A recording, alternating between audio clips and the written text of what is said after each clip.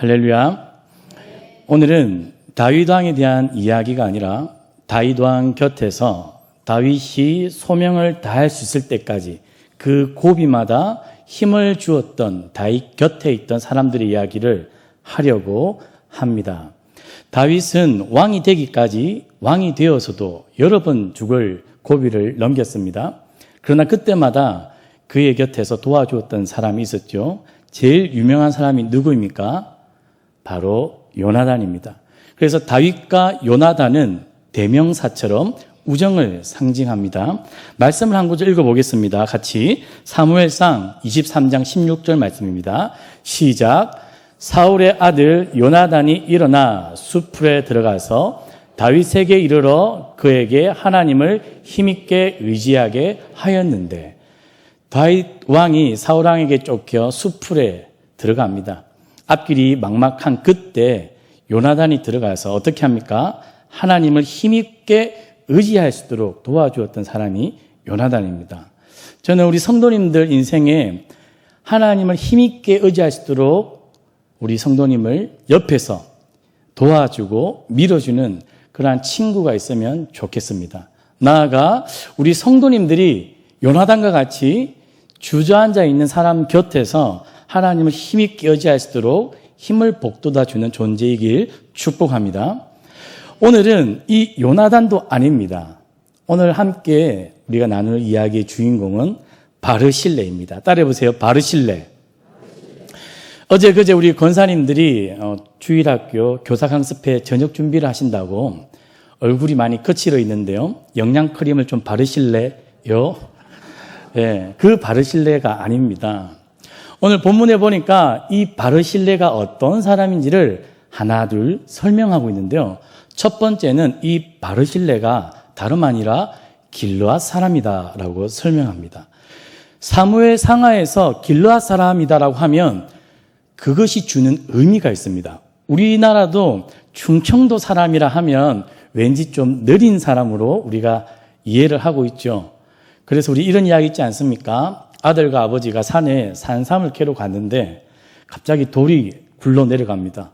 아들이 급한 마음에 어떻게 합니까? 아버지, 돌 내려가유. 아버지가 그 돌에 맞아 죽을 뻔했습니다. 그래서 그날 아들은 잘못한 것이 없지만 집에 가서 아버지한테 먼지 나듯이 맞았습니다. 아버지가 다음에도 돌이 굴러 떨어지면 빨리 말을 좀 해다오. 그리고 한 주 뒤에 또 산삼을 캐러 갔는데요. 또 그 산이 워낙에 험하다 보니까 굴러 떨어졌습니다. 아들이 나름 빠르게 아버지 돌 내려가유 했는데 아버지가 그 자리에서 사망을 했습니다. 왜일까요? 돌 두 갠디. 네, 죄송합니다. 이거 오래된 이야기지만 이 이야기처럼 충청도 사람 하면 우리 머릿속에 오래되신 어르신들은 느리다라는 그러한 고정관념이 조금씩은 있죠. 마찬가지로 이 사무엘 상하에서 이 바르실레가 길르앗 사람이다라고 할 때 길르앗 사람은 어떤 의미를 줄까요? 다름 아니라 이 길르앗 사람들은 의리의 사람들입니다. 자, 사무엘상 31장 11절에서 13절 말씀 한번 보겠습니다. 같이 한번 읽어보겠습니다. 시작. 길르앗 야베스 주민들이 블레셋 사람들이 사울에게 행한 일을 듣고 모든 장사들이 일어나 밤새도록 달려가서 사울의 시체와 그의 아들들의 시체를 벳산 성벽에서 내려가지고 야베스에 돌아가기서 거기서 불사르고 그의 뼈를 가져다가 야베스 에셀 나무 아래에 장사하고 7일 동안 금식하였더라. 무슨 이야기냐면요. 사울 왕이 블레셋과의 전투에서 결국 죽고 맙니다. 그래서 블레셋 사람들이 이 사울 왕, 이스라엘의 초대 왕의 시체를 아주 수치스럽게 걸어 놓습니다. 그러나 사람들이, 블레셋 사람들이 두려워 왕의 시신, 하나님이 기름 부은 자의 그 시신을 방치하고 있을 때 누가 오늘 밤새 달려갔다고 되어 있습니까? 길르앗 사람. 길르앗 사람들이 장정을 뽑아서 쉬지 않고 밤새 달려갑니다. 혹시나 왕의 시신이 훼손될까 싶어서. 그리고는 그 시신을 걷어와서 그들이 장례를 치르고 슬퍼하며 금식하는 이야기가 나옵니다. 길르앗 사람이. 왜 그러면 길르앗 사람이 이렇게 사울왕에게 끝까지 책임을 다할까요? 다름 아니라 사무엘상 상반절에 보면 암몬 사람들이 이 길르앗 사람 눈을 다 뽑아가지고 노예로 만들려고 한 적이 있습니다. 그러나 그때 사울왕이 기름 부은 이후 그 직후에 일어난 일인데요. 그때 사울왕이 이 길르앗 사람들을 다 건져냅니다. 그때 입은 은혜를 이 길르앗 사람들이 잊지 않는 거죠. 그래서 오늘 길르앗 사람들이 이 사울왕의 시체를 가져오는 이야기입니다. 즉 오늘 바르실레, 이 다윗 곁에 있었던 이 바르실레가 길르앗 사람이다라고 할 때 주는 메시지 아시겠습니까? 의리의 사람들, 신실한 사람들, 은혜 받은 대로 책임을 다하는 사람들, 동네 출신이다라는 이야기를 오늘 먼저 하고 있습니다. 그런데 이 바르실레가 왕이 요단을 건너가게 하려고 로글림에서 내려와 함께 요단에 이르니, 지금 어떤 장면이냐면 왕이, 다윗 왕이 그동안 압살롬과 전투를 하죠. 계속 쫓깁니다. 그런데 마침내 압살롬이 죽고 이제 다윗 왕이 예루살렘으로 귀환하는 장면, 황궁하는 장면 직전입니다. 그 자리가 오늘 요단강인데요. 요단강을 건너서 예루살렘으로 황궁하는 그 직전에 오늘 바르실레가 로글림에서 내려왔다라고 이야기합니다. 많은 학자들은 이 로글림이 정확한 위치가 어딘지는 모르지만 바산 아래 굉장히 높은 고원에서 아마 내려왔을 것이다. 우리가 정말 좋아하는 사람, 내가 정말 존경하는 사람이 있으면 인천공항에 배웅도 나가고 마중도 나가죠. 웬만한 관계가 아니면 배웅과 마중을 나가지 않습니다. 오늘 바르실레의 두 번째 정보는 그가 다윗 왕을 굉장히 좋아하고 존중했다는 것을 보여줍니다. 그래서 로글림에서 지금 요단강까지 다윗 왕을 환송하기 위해 내려왔다라는 겁니다. 그리고 세 번째, 오늘 바르실레에 대한 정보는 그가 매우 나이가 많고 큰 부자다라는 겁니다. 고대 근동사회에서 큰 부자다라고 하는 이 단어의 표현은 경제적으로 부유한 것뿐만 아니라 사회적으로 영향력이 있는 사람, 종교적으로 리더십이 있는 사람, 즉 길르앗에서 가장 입지적인 인물이다라는 것을 오늘 성경은 우리에게 알려주고 있습니다. 그런데 가장 중요한 정보는 이겁니다. 왕이 마하나임에 머물 때에 그가 왕을 공개하였더라. 따라해 보십시오. 마하나임은 어디입니까? 약복 강가 근처죠. 이 마하나임에서 야곱이 하나님의 천사 군대를 본 곳입니다. 그런데 오늘 보니까 다윗 왕이 마하나임에 있을 때 그가 바르실레가 다윗 왕을 공개했다라고 되어 있습니다. 도대체 다윗 왕은 이 마하나임에 어떤 처지로 있었기에 바르실레가 그를 공개하였을까요? 인생마다 가장 고비가 있죠. 8할, 9할 능선. 이 고비만 딱 넘어가면 지금 어려움이 해결되고 내 인생이 다시 회복할 수 있을 거라는 그 고비가 있습니다. 그러나 많은 인생들을 보면 그 너무나 어려운 그 고비를 넘지 못해가지고 부도가 나기도 하고 인생이 실패할 때가 있습니다. 그렇지 않습니까? 그런데 주변에서 보면 그 고비만 잘 넘기면 다시 언제든지 회생할 것 같은 그런 타이밍이 있습니다. 오늘 다윗 왕이 그러한 고비의 자리가 바로 마하나임입니다. 왜냐하면 이 약복강을 끼고 압살롬과 다윗 왕이 지금 서로 척과 척을 두고 대치하고 있는 장면입니다. 이 약복강 하나를 두고 압살롬은 마지막 공격을 거행을 해서 다윗의 목을 끊으려고 마지막 진을 쳤고요. 다윗 왕과 그의 부하들은 이 약복강 맞은편에서 마지막 전투를 준비하고 있습니다. 그런데 이 다윗 왕 입장에서는 이 고비만 넘긴다면 다시금 예루살렘으로 황궁하여 뜻을 이룰 수 있을 것 같은데요. 문제는 무엇일까요? 오늘 성경을 잘 읽어보면 마하나임에 있을 때 다윗 왕과 그의 군사들의 전투력이 거의 바닥치를 치고 있습니다. 군수 식량이 없습니다. 먹을 게 없습니다. 그래서 먹을 것도 없고 힘도 없고 전투할 준비가 전혀 안 되어 있는 무방비 상태가 바로 마하나임에 있을 때죠. 이때 그러면 바르실레가 어떻게 다윗 왕을 도왔는지 말씀을 한 구절 읽어보겠습니다. 사무엘상 17장 26절에서 29절. 성도님들이 벌써 오늘 좀 더워서 졸리려고 하는데 26장은 우리 여자 성도님들, 27절 짝 홀수는 남자 성도님이 번갈아 가면서 읽어보겠습니다. 시작!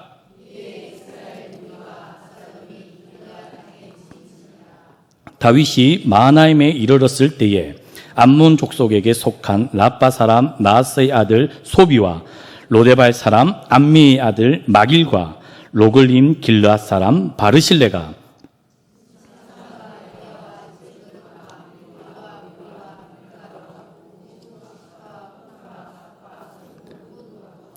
꿀과 버터와 양과 치즈를 가져다가 다윗과 그와 함께한 백성에게 먹게 하였으니 이는 그들 생각에 백성이 들에서 시장하고 고나고 마르겠다 함이더라. 이 약복강가의 마지막 대척하면서 전쟁을 준비해야 되는데 전혀 먹지 못하는 상황에서 오늘 바르실레가 자신과 친한 한 두 사람과 함께 오늘 어떻게 했다는 겁니까? 침상, 버터꿀 모든 것을 다 가지고 와서 그와 그의 병사들을 다 먹입니다. 그게 오늘 그가 마하나임에 머물러 있을 때 공개했다라는 내용입니다. 자, 세상 사람들도 힘든 사람이 있으면 도와주기도 합니다. 그런데 두 가지가 있습니다. give and take입니다. 내가 도와주면, 내가 주면 받을 것이 있을 때 세상 사람들은 누군가를 도와줍니다. 두 번째, 내가 공경에 처한 사람을 도와주는데 받을 것이 없어요. 그렇지만 내가 도와주는 사람의 잠재력, 가능성이 있으면 미래에 내가 다시 보상을 얻을 것이라는 생각 때문에 투자적 개념으로 도와줄 수 있지요. 그런데 오늘 바르실레는 다윗 왕과 그의 병사들을, 백성들을 돕고 공개할 때 전혀 그런 마음이 없었습니다. 사실 바르실레는 굉장히 리스크가 큰 오늘 행동을 하고 있습니다. 왜요? 지금 압살롬과 다윗 왕이 지금 전투를 벌이지 않았기 때문이다. 전투의 결과를 모릅니다. 이 약복강가에서 마지막 전투를 치르는데 누가 이길지 모른다는 거죠. 그렇다면 내가 다윗 왕을 도와준 것이 소문이 나면 만약에 압살롬이 이겼을 때에 그 이야기가 압살롬 귀에 들어간다면 어떻게 되겠습니까? 오늘 본문에 보니까 이 바르실레는 나이도 많고 부자입니다. 이제는 더 이상 부족한 게 없지요.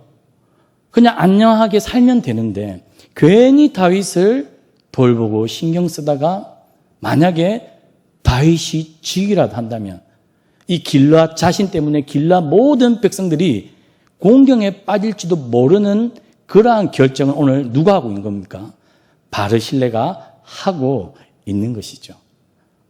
저는 이 바르실레의 행동을 유심히 보면 그가 백성들이 배가 고파서 굶어 죽을까 싶어서 선한 마음의 선한 행동을 보여줍니다. 이게 바로 하나님 백성의 삶입니다. 저는 바르실레의 모습이 신약 성경으로 가면 누구와 오버랩이 될까요? 다름 아니라 선한 사마리아인입니다. 선한 사마리아인이 give and take를 생각했습니까? 투자적 개념으로 강도 만난 사람을 도와주었습니까? 아니죠. 하나님의 백성답게 긍휼한 마음을 따라 자기가 받은 은혜를 따라 은혜가 필요한 사람에게 은혜를 흘려주는. 그런데 오늘 바르실레가 위험을 무릅쓰고 오늘 그렇게 다윗 곁에서 다윗을 도와주고 있습니다. 그러한 바르실레의 행동에 대해서 오늘 다윗은 무슨 이야기를 합니까? 너무나 고맙죠. 그래서 내가 너와 함께 예루살렘으로 돌아가자. 이제는 내가 너를 공개하겠다. 너와 나, 이 표현 안에는 바르실레를 향한 다윗의 깊은 고마움과 감사가 있습니다. 얼마나 고마웠겠습니까? 그리고 마지막 39절에 보면 바르실레가 끝까지 따라가지 않으니까 다윗이 그에게 입을 맞추고 그를 위해 복을 빌고 돌아갑니다. 입을 맞춘다는 것은 성경에 자주 나오는 표현은 아닌데 그 마음을 표하는 방법입니다. 그런데 오늘 본문 앞뒤로 보면 이 바르실레같이 신실한 사람, 자기가 받은 은혜를 값없이 조건 없이 대가 없이 흘려보내주는 바르실레 같은 사람이 있는 반면에 오늘 본문 앞문맥에는 시므이가 등장합니다. 그리고 이 본문 뒤쪽에는 유다 지파와 이스라엘 지파가 싸웁니다. 왜일까요? 드디어 이제 다윗이 모든 문제를 정리하고 이스라엘 예루살렘으로 황궁하는데 황궁하면 그 다윗의 힘은 누구도 이제 꺾을 수 없습니다. 그래서 다윗의 권력 옆에 붙기 위해 날파리처럼 지금 사람들이 요단강에 다 모였습니다. 신실한 바르실레도 있고요. 시므이 같은 사람도 있습니다. 오늘 이 본문 앞문맥에는 시므이가 등장하는데요. 시므이는 어떤 사람이냐면 다윗 왕이 압살롬에게 쫓겨갈 때 다윗을 쫓아가면서 욕이란 욕은 다 했습니다. 그리고 욕 가지고는 시원찮아서 돌을 던졌습니다. 돌 던지는 것도 시원찮아서 먼지를 뿌려가면서 시므이가 그렇게 다윗 왕을 저주했는데요. 그런데 다윗 왕이 황궁을 앞둔 이 요단강에서 시므이가 베냐민 지파 1000명을 데리고 제일 빨리 달려옵니다. 그리고는 다윗에게 제가 제일 먼저 1등으로 도착했습니다. 얼마나 간사합니까? 얼마나 기회주의자입니까? 이익과 권력 앞에 붙어서 목숨을 부지하고 참 비루한 인생을 살려고 하는 그 시므이가 오늘 본문 앞에 등장합니다. 그래서 오늘 본문은 사실 앞문맥, 오늘 본문 후문맥을 비교하면서 하나님의 백성의 신실한 삶이 무엇인지를 사실 뚜렷하게 대조하고 있습니다. 시므이와 바르실레가 너무 대조됩니다. 그리고 오늘 본문 뒷부분에는 싸웁니다. 유다 지파와 예루살렘 북이스라엘 10개 지파 싸웁니다. 왜 싸울까요? 이 다윗 왕이 그동안 계속 압살롬에게 쫓기고 하다가 이제 드디어 예루살렘으로 황궁하는데 왕을 모시고 오는 이 주도적인 일을 누가 하냐면 유다 지파가 합니다. 그러니 북쪽의 10개 지파가 그동안에는 압살롬을 쫓아서 압살롬의 편을 들다가 이제는 승기가 완전 왕에게 다윗 왕에 기울이니까 자기들이 다윗 왕 옆에 붙어서 우리가 왕의 황궁을 진두지휘해야 되는데 그렇게 유다 지파와 싸우는 이야기가 오늘 본문 뒤쪽에 자리 잡고 있습니다. 하나님은 이 시므이, 바르실레, 유다 지파와 이스라엘 지파가 싸우는 이 세 개의 스토리를 묶어서 우리에게 하시려고 하는 이야기가 있다는 것입니다. 어떤 사람으로 살아가겠는지 물어보는 겁니다. 시므이와 같이 기회를 따라서 자신의 이익을 따라서 압살롬에게 붙었다가 또 다윗 왕에게 붙었다가 그건 하나님 백성의 삶이 아니지요. 기회주의자의 삶입니다. 그러나 오늘 바르실레는 처음부터 끝까지 대가를 바라고 무언가 권력을 얻기 위해서 나중에 다윗이 황궁하여서 내가 복지부 장관 한 자리를 차지하기 위해서 그렇게 목적을 두고 다윗 왕을 도왔던 것이 아닙니다. 그래서 본문을 읽어보면 바르실레는 나는 나이가 늙었습니다. 나는 음식의 맛도 못 느끼고요. 음악 소리도 잘 분간 못합니다. 저는 조상들의 묘에서 그저 묻혀 죽을 겁니다. 이 바르실레의 자족하는 모습 그리고 자신은 그저 받은 은혜를 그대로 하나님의 백성답게 흘려준 그 이야기를 합니다. 바르실레의 삶의 모습이 저는 오늘 저와 우리 성도님들의 삶의 모습이 되기를 축원합니다. 우리가 살아가면서 어떤 보답을 받을 것인지 기대하지 않고 우리 주변에 이 능선만 넘으면 살 수 있을 것 같은데 이 고비만 넘기면 숨을 쉴 수 있을 것 같은데 그러한 어려움 가운데 있는 성도와 이웃들이 얼마나 많이 있습니까? 우리 가족 중에 우리 이웃 중에, 우리 순원들 중에 그런 어려운 분들 있지요. 그런 분들을 볼 때 우리 성도님들 어떤 생각합니까? 도와줄까 말까? 멀리서 그냥 거리만 두고 기도한다고만 할까 말까? 관망만 하고 있습니까? 아니면 기브 앤 테이크를 생각합니까? 미래에 내가 얻을 것이 있으면 투자의 목적으로 도와주려고 합니까? 그게 아니라 하나님은 오늘 바르실레의 삶의 모습을 우리에게 보여주면서 어떤 보답을 기대하는 것이 아니라 우리 주변에 어려운 사람이 있다면 그 곁에서 내가 받은 은혜를 그대로 흘려주는 사람, 복의 통로가 되는 사람, 그런 저와 여러분이 되기를 주님의 이름으로 축복합니다. 우리의 삶이 그러한 나눔의 삶, 선교의 통로가 되면 좋겠습니다. 은혜는 내가 꽉 붙들고 내가 움켜쥐고 있으면 더 커지는 것이 아니라 하나님 우리에게 베푸신 은혜는 나누면 나눌수록 더욱 커지지요. 계란이 10개가 있으면 그것을 계란말이를 해가지고 20조각을 쪼개가지고 나눠 먹으면 얼마나 좋습니까? 오늘 이 바르실레는 노년입니다. 사실 나이가 들면 욕심이 없다라고도 하지만 요즘 사회학자들이 노욕이 정말 무섭다고 하지 않습니까? 나이가 들면 들수록 더 움켜져야 한다고 합니다. 왜요? 손주들이 이제 눈에 보입니다. 그래서 이 바르실레는 노욕에 의해 눈이 멀 수 있는 그런 상황일 수도 있습니다. 그러나 바르실레는 그 노욕에 자신의 영혼과 마음과 하나님의 백성의 삶을 포기하지 않습니다. 정말로 길르앗 사람답게 의리의 사람, 바르실레의 모습을 보며 처음과 끝이 한결같이 선을 행하고 베푸는 그 책임에 그저 만족하는 사람입니다. 저는 우리가 그렇게 되었으면 좋겠습니다. 우리는 모든 것을 받았기에 그냥 나누어 주어야 합니다.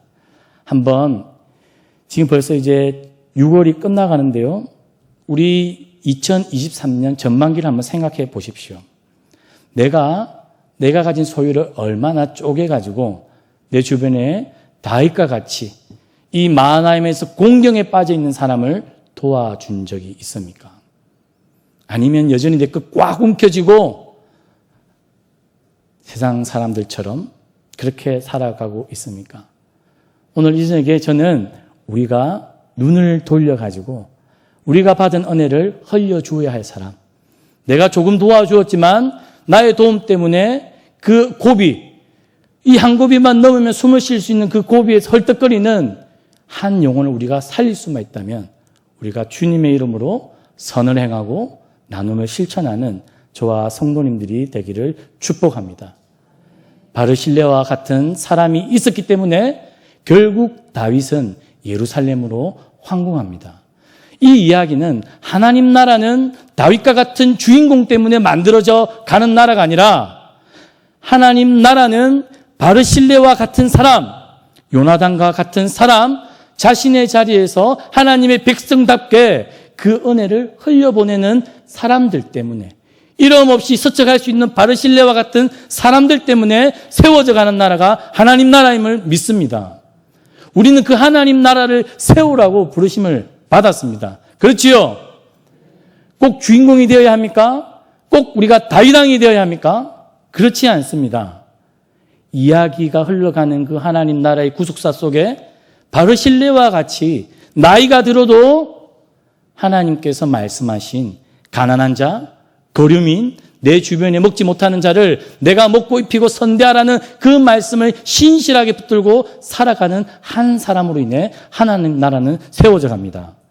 저는 그 하나님 나라에 저와 우리 성도님들이 그 한 사람이 되기를 주님의 이름으로 축복합니다. 그럴 때 하나님 나라는 든든히 세워져 갈 것이요, 우리가 말로 전하는 그 복음에 힘이 실릴 줄 믿습니다. 우리의 말과 우리의 삶과 우리의 나눔이 하나님 뜻대로 한결같이 일치하기를 주님의 이름으로 축복합니다.